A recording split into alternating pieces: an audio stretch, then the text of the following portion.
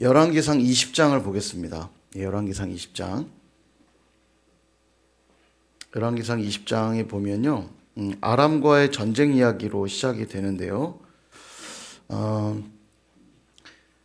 아람과의 전쟁은 누구랑 아람이 전쟁한 거냐면 북이스라엘이 전쟁한 거예요. 북이스라엘과 아람이 전쟁을 하는데 승리하게 됩니다. 승리하게 되는데 첫 번째 전쟁에서도 승리를 하고요. 그 다음에 22절부터는 두 번째 또 전쟁에서도 승리를 합니다. 근데 두 번째 전쟁에서 좀 재미난 게 23절을 보시면 아람 왕의 신하들이 왕께 아뢰되 그들의 신은 산의 신이므로 그들이 우리보다 강하였지만 만일 평지에서 싸우면 우리가 이길 겁니다. 그러니까 북이스라엘의 그 하나님이라는 분은 골짜기의 산의 신이기 때문에 평지로 우리가 나오면 우리가 이길 겁니다. 이런 말이에요. 이 말을 들은 하나님이 내가 그들을 너희들에게 넘겨주겠다. 하나님이 어떤 분인지를 보여주시겠다는 거죠. 그래서 29절 보면 진영이 서로 대치한 지 7일이라 일곱째 날에 접전하여 이스라엘 자손이 하루에 아람 보병 10만 명을 죽임에 그 남은 자는 아벡으로 도망하여 성읍으로 들어갔더니 그 성벽이 그 남은 자 2만 7천 명 위에 무너지고 베나닷, 아람의 왕이 베나닷이에요. 이 베나닷은 도망하여 성읍에 이르러 골방에 들어가니라. 승리하게 됐죠. 자, 그런데 이제 승리하고 나니까 사실 왕을 죽여야 진짜 승리잖아요. 그러니까 베나닷이 신하들과 함께 무슨 생각을 하냐면 가서 항복하자는 얘기를 해요. 말하자면. 그래서 31절을 보면 그의 신하들이 그에게 말하되 우리가 들은즉 이스라엘 집의 왕들은 인자한 왕이라 하니 만일 우리가 굵은 배로 허리를 동이고 테두리를 머리에 쓰고 이스라엘 왕에게 가면 왕의 생명을 살려줄지도 모릅니다. 이렇게 말해요. 그리고 베나닷이 아합에게 찾아가서 싸바싸바 하는 거죠. 용서를 구하면서 살려달라고 빌어요. 그러니까 33절 그 사람들이 좋은 징조로 여기고 그 말을 얼른 받아 대답하여 이르되 베나닷은 왕의 형제니이다. 그러자 왕이 이르되 너희는 가서 그를 인도하여 오라. 베나닷이 이에 왕에게 나오니 왕이 그를 병거에 올리지라. 아합이 베나닷이 그렇게 딱 형님 하니까 그래 내가 그럼 너 살려줄게. 여기 올라와 마차에 타. 이렇게 해서 받아준 거예요. 하나님이 기뻐하셨을까요? 안 기뻐하셨을까요? 안 기뻐해요. 하나님이 그들을 다 넘겨줬기 때문에 사울이 아말렉을 넘겨줬을 때 완전히 진멸하라고 했을 때 순종하지 않아서 하나님이 굉장히 이 부분 화를 내시죠. 여기도 동일해요. 아합에게 하나님 대노하십니다. 아합이 이뻐서 그런 게 아니잖아요. 하나님이 하나님 되심 드러내시려고 하신 거니까 아합은 이 일에 순종했어야 됩니다. 베나닷을 완전히 쳤어야 돼요. 그래서 하나님의 하나님 되심을 드러냈어야 되는데 자기의 어떤 영화가 드러나니까 아합 왕 정말 당신은 대단하세요. 막 높여주니까 그래 너 내가 받아줄게 이렇게 지금 한 거거든요. 그래서 하나님이 이 일을 기뻐하지 않습니다. 그래서 읽어보시면 이제 나오겠지만 42절에 그 과정은 읽어보시고 42절에 보면 그가 왕께 아뢰되 여호와의 말씀이 내가 멸하기로 작정한 사람을 네 손으로 놓았은즉 너의 목숨은 그의 목숨을 대신하고 내 백성은 그의 백성을 대신하리라. 무서운 심판이 선언되죠. 근데 이게 또 아합이 겁이 되게 많아요. 43절에 보면 이스라엘 왕이 근심하고 답답하여 그의 왕궁으로 돌아가려고 사마리에 이르니라. 근심하고 답답하여 갔어요. 그래도 그 말을 듣고는 근심은 해요. 자, 근데 문제는 이제 근심만 해서 안 되죠. 사실은 회개라고 하는 건 슬퍼하기만 하는 게 아니에요. 근심하기만 하는 게 아니라 돌이켜야 되는데. 자, 그래서 21장을 보면 나봇의 포도원 사건, 이게 되게 중요한 사건입니다. 이걸 계기로 아합에게 강력한 심판이 선포되는데요. 내용이 뭐냐면 1절에 보면 이스라엘 사람 나봇이라는 사람이 있어요. 그에게 포도원이 있었는데 그 포도원은 아합의 왕궁 근처에 있었던 포도원이에요. 근데 아합이 이렇게 보니까 너무 갖고 싶은 거예요. 거기 채소밭을 삼고 싶었던 거예요. 그래서 나봇을 불러가지고 뭐라고 하냐면 2절 중반 이후에 보면 내가 그것보다 더 아름다운 포도원을 줄 테니까 네가 가진 밭을 내게 줘라. 내가 돈으로 값을 다 쳐줄게. 이렇게 말해요. 괜찮죠? 그냥 뺏는 게 아니라 돈 준다니까. 근데 나봇이 뭐라고 답하냐면 3절. 나봇이 아합에게 말하되 내 조상의 유산을 왕에게 주기를 여호와께서 금하실지로다. 그러니까 하나님이 내게 기업으로 주신 땅이 있기 때문에 절대 땅은 사고 팔지 못하게 되어 있거든요. 하나님의 것이므로 사고 팔지 못하고 혹시 토지를 잃어도 하나님이 이 기업을 무르는 제도, 고엘 제도를 통해 땅을 회복하도록 하셨어요. 희년이 되면 잃었던 땅들을 다시 다 되찾게 하시거든요. 땅은 절대 다른 사람에게 팔지 못하게 돼 있는데 돈으로 지금 사겠다는 거예요, 아합이. 그러니까 나봇이 정확히 말씀대로 대답한 거죠. 하나님이 금하시는 일이어서 안 됩니다. 되게 용감한 사람이에요. 아합이 왕이잖아요. 왕이 내놓으라고 하는데도 하나님 말씀대로 할 수 없다고 대답하죠. 그랬더니 이 아합이 어떻게 하냐? 4절에 보면 중간쯤 보세요. 참 소심한 스타일입니다. 아합이 근심하고 답답하여 또 그러죠. 왕궁으로 돌아와 침상에 누워 얼굴을 돌리고 식사를 아니 삐졌어요. 조금만 무슨 근심거리가 생기면 그러는 모양이에요. 그러니까 5절에 이세벨이 왜 그럽니까 묻죠. 6절에 그 포도원 때문에 그렇다고 대답을 하니까 7절에 이세벨이 걱정 말아라. 내가 그 포도원 왕께 드리겠다. 그렇게 말하고 이제 이세벨이 진짜 악합니다. 8절에 보면 아합의 이름으로 편지를 쓰고 그 인을 치고 봉하여 그 성읍에 나봇과 함께 사는 장로와 귀족들에게 보내요. 그리고 그 안에 이제 거짓말을 써놓은 거죠. 무슨 거짓말이냐면 10절에 보면 불량자 두 사람을 그의 앞에 마주 앉히고 그에게 대하여 증거하기를 하나님과 왕을 저주하였다. 그러니까 나봇이 하나님과 왕을 저주했다라는 내용을 써서 귀족들에게 장로들에게 보내고, 율법에 의하면 그는 돌에 맞아 죽을 수 있거든요. 그렇게 보내고 항상 증인은 두세 사람 이상 있어야 확증하잖아요. 그러니까 불량자 두 사람을 돈 주고 산 거예요. 너희들 거짓 증언해라. 그리고 거짓말로 쓴 편지를 장로들에게 보낸 겁니다. 그 편지에 그러니까 하나님과 왕을 저주했어? 증인이 있어? 그랬더니 불량자 두 사람 와서 저희가 증인입니다. 거짓 증언을 하죠. 이 일로 나봇이 돌에 맞아 죽습니다. 정말 억울한 죽음이죠. 그러니까 정말 악한 거죠. 정말 악하고. 그래서 그 일로 포도원을 차지하게 돼요. 그리고 심판이 선포됩니다. 19절 보시면 여호와의 말씀이 네가 죽이고 또 빼앗았느냐고 하셨다 하고 또 그에게 이르기를 여호와의 말씀이 개들이 나봇의 피를 핥은 곳에서 개들이 내 피 곧 내 몸의 피도 핥으리라. 그 나봇의 그 땅에서 아합도 개들이 너의 피를 핥게 될 것이다. 그렇게 선포됩니다. 여러분 이 아합은 항상 그래요. 악한 자들의 특징이 그렇죠. 하나님을 두려워하지 않고요. 자기의 이익을 위해서 하나님도 밀어내는 자들이 이 악인들입니다. 아합과 이세벨이 아주 대표적인 사람들이죠. 자, 나머지 읽어보시고요. 그 와중에도 27절을 좀 보시면 그 와중에도 아합이 이 모든 말씀을 들을 때 그의 옷을 찢고 굵은 배로 몸을 동이고 금식하고 굵은 배에 누우며 또 풀이 주고 다니더라. 좀 스타일은 조금 좀 그런 스타일인 것 같아요. 근데 어쨌든 하나님이 그 모습을 그래도 귀하게 보시고 29절에 이 재앙을 다음 세대에 내가 내리리라 이렇게 말합니다. 그럼 그 아들은 뭔 죄예요? 근데 이 말은 이제 그런 의미라기보다는 다음 세대에 내릴 때 그 아들도 하나님 앞에 겸비하여 주님 뜻대로 살면 어떨까요? 그 재앙을 면하는 거죠. 그러니까 무조건 그 다음 아들이 재앙을 받는다기보다는 그 아들도 역시 또 죄를 지으면 그 죄로 인한 심판을 받는 겁니다. 그러니까 참 오늘 내가 하나님 뜻대로 사는 건 누구에게까지 은혜로 흘러가냐면 우리 다음 세대들까지 가는 겁니다. 이게 또 영적인 원리예요. 그러니까 내가 지은 죄 때문에 자식이 저주를 받지는 않아요. 하나님은 그 사람이 지은 죄 때문에 그 사람에게 벌을 내리시거든요. 그런데 죄를 지으며 산 모습을 본 자녀는 죄를 지을 확률이 크죠. 그러니까 뭐가 하나님을 섬기는 게 모르는 자는 당연히 하나님을 모르게 살아가게 돼 있잖아요. 그러니까 오늘 내가 하나님 믿음으로 산다는 게 뭔지를 삶으로 보여주는 게 왜 중요하냐면 내 주변의 사람들이 그걸 보고 배우는 겁니다. 특별히 우리 자녀들, 다음 세대들이 그걸 배우는 거죠. 그러니까 지금 한국교회 위기는 다음 세대들이 사라지고 있잖아요.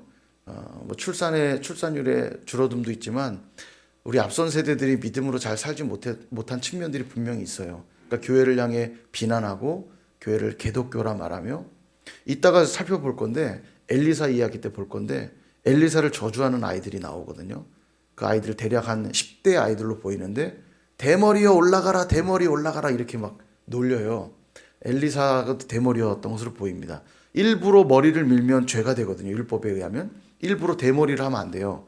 근데 엘리사가 대머리였다는 건 원래 이제 숱이 없는 진짜 대머리였던 거죠. 애들이 놀리는 거예요. 야 대머리에 올라가라. 근데 그게 지금 한국교회랑 비슷한데 개독교 똑같아요. 여러분 그게 얼마나 무서운 죄인지 알아야 됩니다. 그 일로 그 아이들이 어떻게 되냐면 궁금하면 개봉박도 이따 볼게요. 자 22장 아합이 죽어요. 예.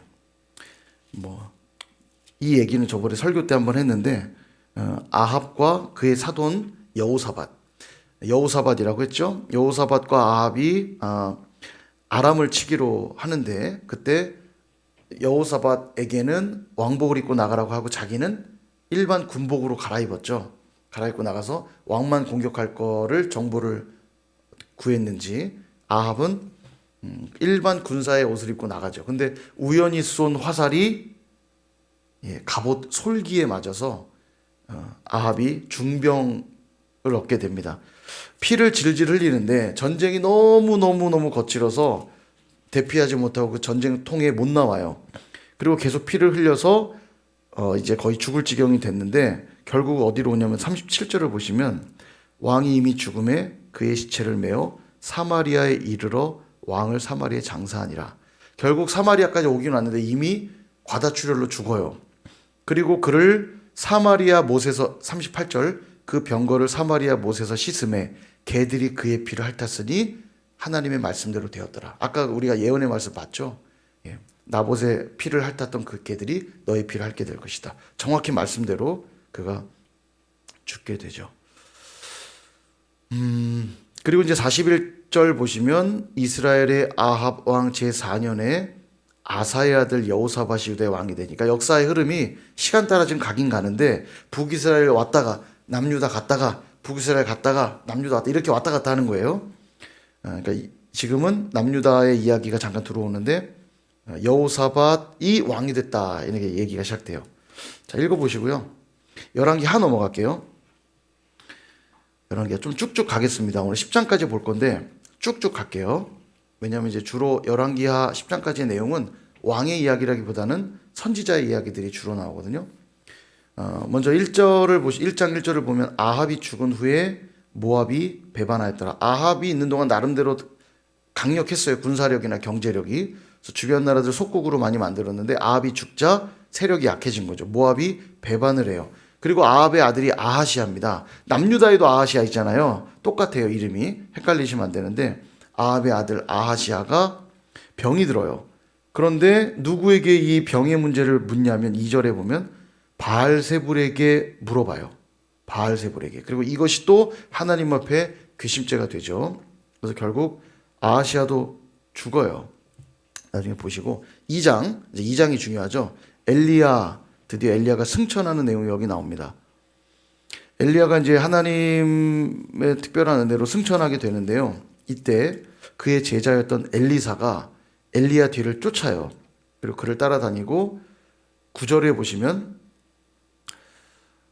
엘리야가 엘리사에게 이르되 나를 내게서 데려감을 당하기 전에 내가 내게 어떻게 할지를 구하라. 엘리사가 이르되 당신의 성령이 하시는 역사가 갑절이나 내게 있게 하소서 구하죠.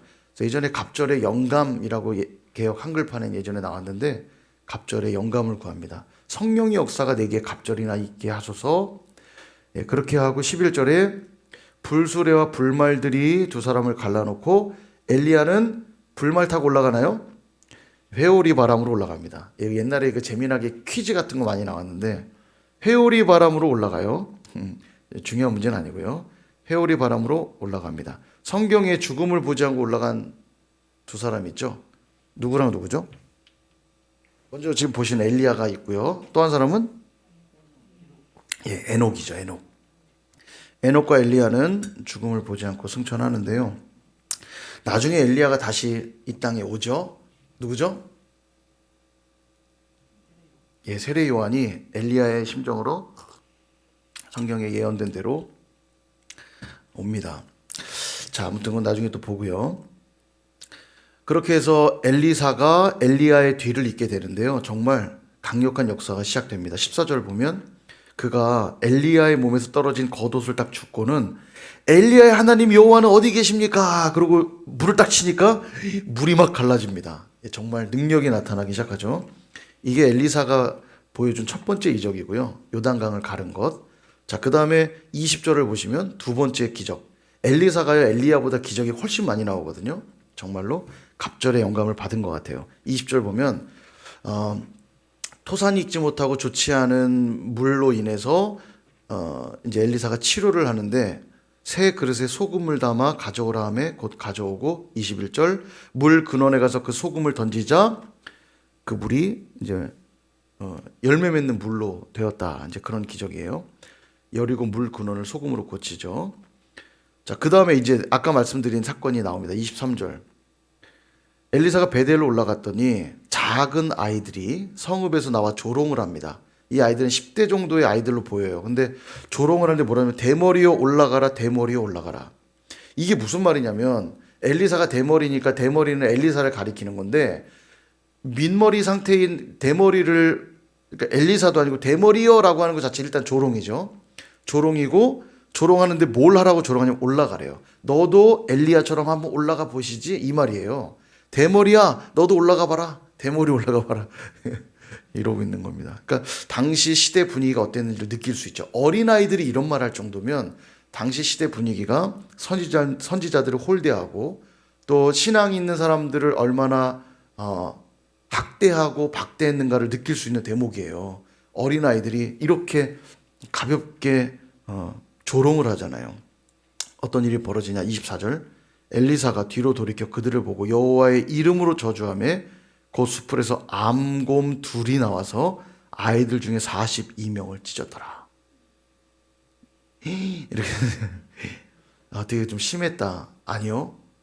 여러분 사람이요 사람을 비난해도요. 제가 여기 앉아 계신 분 한두 분에게 진짜 밥맛 없네. 기분 나쁘겠죠. 사람이 사람을 비난해도요. 그 분노와 기분 나쁨은 견딜 수 없는데 하나님을 모독하는 것이요. 이게 얼마나 무서운 죄인지를 알아야 돼요.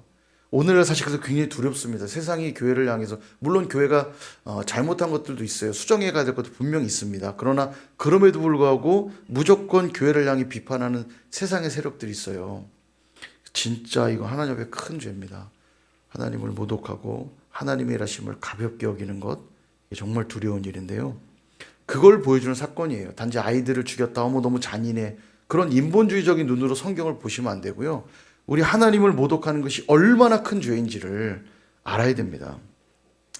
자, 이게 세 번째 기적이고요. 엘리사가 행했던.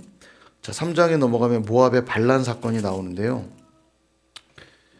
이 반란 사건 때 모압이 반란하자 이제 어려움을 겪으니까 엘리사를 찾아가요.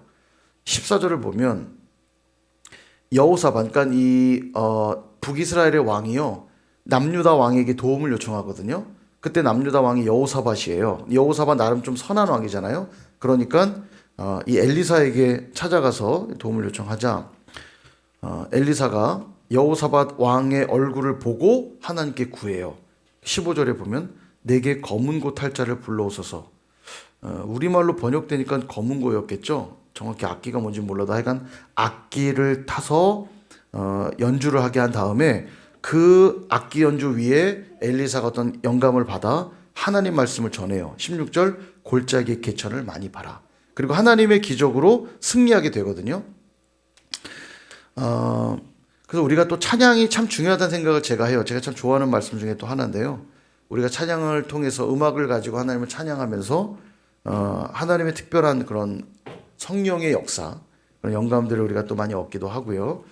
찬양이 주는 특별한 힘과 능력이 있다는 걸 좀 생각해 보게 됩니다. 4장에 넘어가면 엘리야 때도 그런 일이 있었죠. 사르밧 과부 사건이 있었는데 엘리사에게도 동일한 사건이 있습니다. 이 수넴 여인인데 이 여인에게도 먹을 게 없는데요.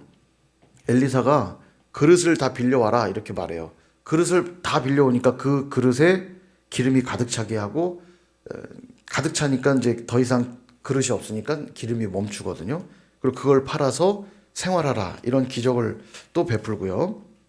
그리고 그 다음 넘어 4장 뒷부분에 보면 아이를 하나 이듬해 낳게 될 것이다 또 말해주거든요. 아이를 낳게 되는데 이 아이가 죽어요. 근데 엘리사가 이 아이를 살립니다. 예, 그런 기적이 또 나타나고요. 자, 넘어가서 5장. 5장에 기적이 하나 더 나오는데 읽어보세요. 4장 후반부에 이제 선지자들이 먹는 국의 독을 죽음의 독을 해독하는 그런 기적도 행하고요. 엘리사 나이가 기적을 많이 행합니다. 5장에 좀 중요한 사건이 나옵니다. 나아만 장군인데요. 아람 왕의 장군이었던 나아만이 너무너무 존귀한 자인데 전쟁에만 나가면 늘 승리하는 왕인데 문제가 있습니다. 나병 환자였어요. 나병 환자. 근데 어쩌면 이게 참 우리의 모습이에요. 겉은 번지르르 하고요. 밖에 나가면 화려한 전쟁의 장수지만 그 몸 안에 숨겨져 있는, 갑옷 안에 숨겨져 있는 그 나병, 어찌할 수 없는 그 죄의 문제. 예, 그걸 해결할 수 없는 게 우리의 모습이잖아요. 그때 이스라엘에서 잡아왔던 포로였던 이 소녀, 아마 아람 장군이었던 나아만 집에 수종드는 여종인데 그 여종이 우리 엘리사 앞에 있으면 당신이 나을 것 같습니다. 얘기를 해줘요. 이 일로 엘리사를 만나고 요단강에 몸을 7번 씻으라고 이야기를 듣죠. 그리고 순종했을 때 그가 나병으로부터 낫습니다. 근데 이 사건과 함께 하나 더 볼 것이 엘리사의 종이었던 이 게하시가 몰래 26절을 보면 23절을 보면 나아만이 이르되 바라건대 2달란트를 받으라 하고 그를 강권하여 은 2달란트를 두 전대에 넣어 매고 옷 2벌을 아울러 두 사환에게 지음에 그들이 게하시 앞에서 치고 가니라. 예, 이거를 받아요. 게하시가. 예. 그러니까 우리가 지금 앞에서도 봤지만 아합과 이세벨이 하나님보다 자기가 어떤 이익을 얻고 자기가 더 유익한 것들을 자꾸 선택했을 때 하나님 앞에 죄가 되었거든요. 게하시도 그렇습니다. 지금 게하시도 그가 취하죠. 이득을 취하죠. 그랬을 때 하나님 앞에 큰 죄가 됩니다. 결국 그 나병이 게하시에게 다시 들어요. 6장 아람의 침공 사건이 기록되어 있는데 여기서도 좀 주목할 게 뭐냐면 18절에 보면 아람의 침공으로 굉장히 두려운 상황인데 엘리사가 17절 기도하여 이르되 여호와여 원하건대 그의 눈을 열어서 보기 없소서. 그러자 청년의 눈이 열리게 되고 불말과 불병거가 산에 가득한 걸 보게 됩니다. 그러니까 하나님의 군사가 훨씬 더 많다는 걸 보게 되죠. 그리고 적군들 아람의 눈을 다 어둡게 하여서 그들의 땅으로 다 돌아가게 만듭니다. 그리고 24절 이후에도 아람 왕 베나닷이 또 올라와서 사마리아를 공격하는데요. 얼마나 심각한 상황이 되냐면 그 성을 둘러싸므로 보급이 끊어지니까 성 안에 25절을 보면 성 안에 먹을 게 없으니까 어떤 일이 벌어지냐면 나귀 머리 하나에 은 80세겔, 비둘기 똥 4분의 1 갑에 은 5세겔. 비둘기 똥도 구하기가 힘든 거예요. 그러니까 진짜 먹을 게 없어지니까 어떤 일이 벌어지냐면 28절 여인이 대답하되 이 여인이 내게 이르기를 내 아들을 내놓으라 우리가 오늘 먹고 내일은 내 아들을 먹자 하매. 29절 우리가 드디어 내 아들을 삶아 먹었더니 이튿날에 내가 그 여인에게 이르되 네 아들을 내놓아라 우리가 먹으리라 하나 그가 그의 아들을 숨겼나이다 하는지라. 그러니까 아들을 먹는 지경에 이르렀습니다. 정말 심각하죠. 근데 신명기와 그 율법서에 나오지만 하나님의 말씀에 순종하지 않을 때 어떤 일이 벌어지는지 몇 가지 예시를 제시할 때 그 중에 하나는 너희들의 자녀를 먹게 될 일이 있을 것이다 이런 말씀들 하거든요. 그러니까 지금 이들이 죄 때문에 벌어진 일이에요. 사실은 아람에게 둘러싸인 것 같지만 그들의 죄 때문에 이런 일이 벌어지거든요. 근데 이런 상황에서 역시 엘리사를 통해 하나님이 그 아람을 물리치는 또 역사를 행하시게 되죠. 7장에 보면 승리하게 되고 아람들은 다 도망가게 되거든요. 하나님의 승리로. 그래서 그 승리한 내용들 읽어보시면 되겠습니다. 읽어보시고요. 8장은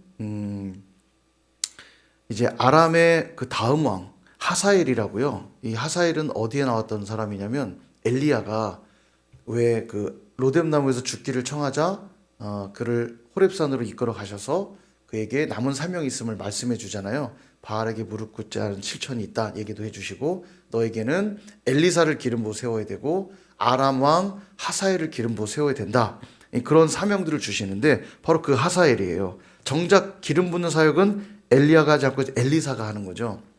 어쨌든 바로 그 일이 여기서 이루어져요. 그리고 하사엘이 15절에 보면 이불을 물에 적시어 왕의 얼굴을 덮음에 왕이 죽은지라. 그리고 하사엘이 왕이 되었다 말하고 있죠. 그러니까 세상의 모든 역사도 하나님이 주관한다는 걸 보여주고 있는 거예요.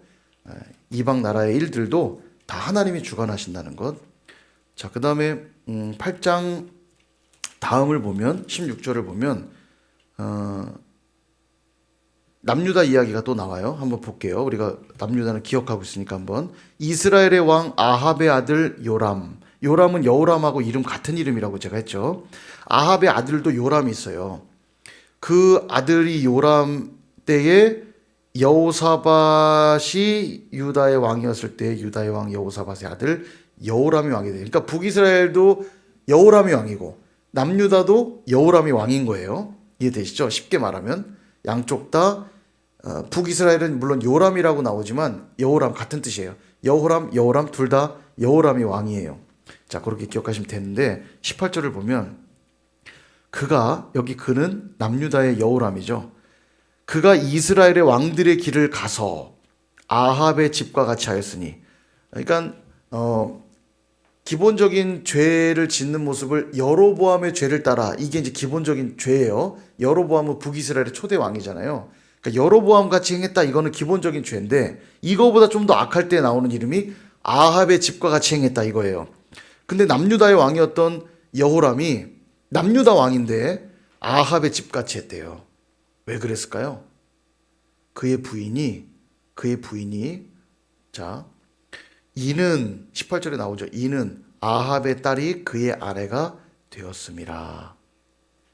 누구였을 것 같아요? 그 아내가. 자, 한번 생각해 보세요. 여호람이죠. 왕의 역사와 함께 기억해 안 까먹습니다. 여호람. 그 다음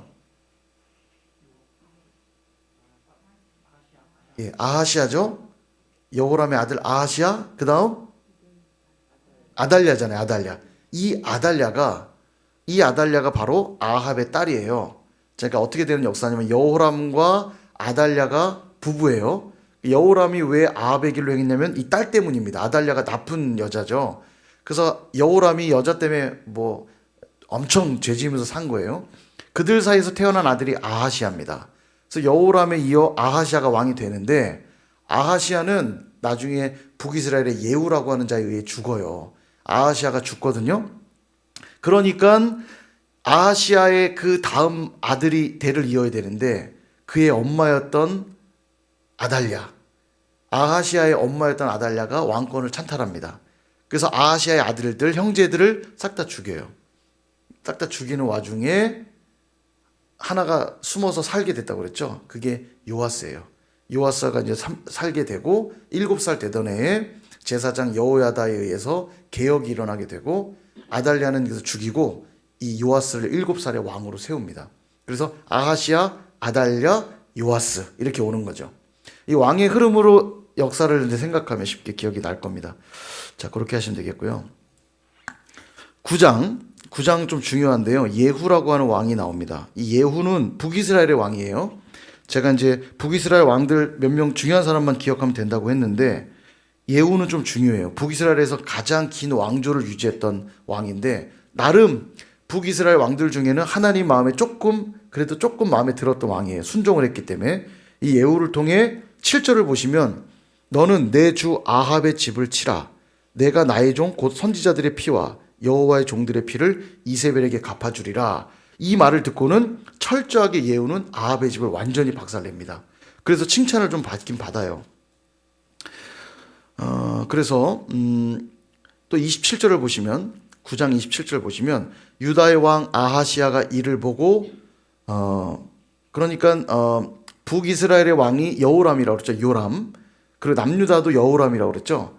예후가 요람을 죽여요. 죽인 모습을 보고 두려워서 남유다의 왕이었던 여호람의 아들이었던 이 아하시아, 그도 도망을 칩니다. 도망을 치는데 예후가 그도 죽여요. 그러니까 예후가 죽인 자는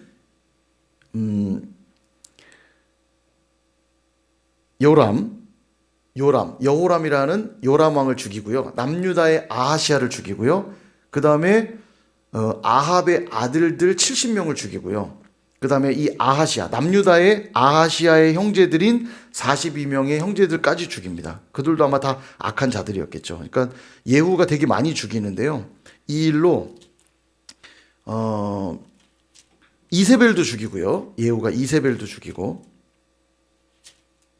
읽어보시면 이해하실 겁니다. 예. 9장은 쭉 그 내용이에요. 다 죽이는 얘기입니다. 자, 그리고 이제 10장에도 마찬가지인데, 아합의 아들 70명, 제가 좀 전에 말씀드린 내용이 여기 나옵니다. 아합의 아들 70명도 편지를 써서 끌어들인 다음에 다 죽이고요. 그 다음에 14절 보시면, 13절 볼게요. 13절 보시면, 예후가 유다의 왕 아하시아의 형제들을 만나 묻되 너희는 누구냐? 대답하되 우리는 아하시아의 형제라. 이 아하시아는 남유다의 아하시아입니다. 그래서 아하시아 형제라고 말하니까 그들도 42명 전부 다 죽입니다. 예후가 죽여요. 그리고 18절 보시면 예후가 뭇 백성을 모으고 그들에게 이르되 아합은 바알을 조금 섬겼으나 예후는 많이 섬기리라. 그렇게 하면서 바알 선지자들을 불러 모아요. 아합보다도 내가 더 바알을 숭배하는 사람이니까 너희들 와서 큰 제사 드리자. 바알아 다 모여. 근데 이건 다 괴계죠.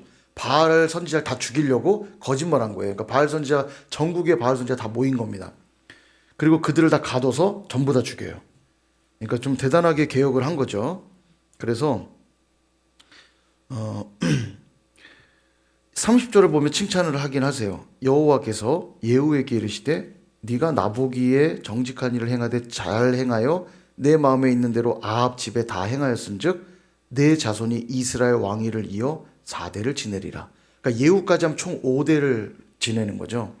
그러니까 북이스라엘에서 가장 긴 왕조를 유지하고요. 다만 29절을 보면 그랬던 예후조차도 기본적인 죄에선 벗어나지 못해요. 보세요. 이스라엘에게 범죄하게 한 느밧의 아들 여로보암. 여로보암의 죄는 항상 우상숭배의 죄예요. 기본적인 우상숭배의 죄인데 그도 이 죄에선 떠나지 아니하였더라.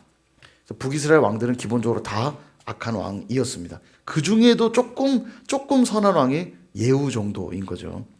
오늘 여기까지 하겠습니다. 10장까지 볼 텐데 북이스라엘 선지자의 이야기들이 주로 등장했고요. 북이스라엘 이야기가 대부분이었고 11장부터는 남유다 이야기가 다시 나옵니다. 남유다 이야기를 볼 텐데 숙제는 열왕기 하 10장까지 보시는 걸로 하도록 하겠습니다.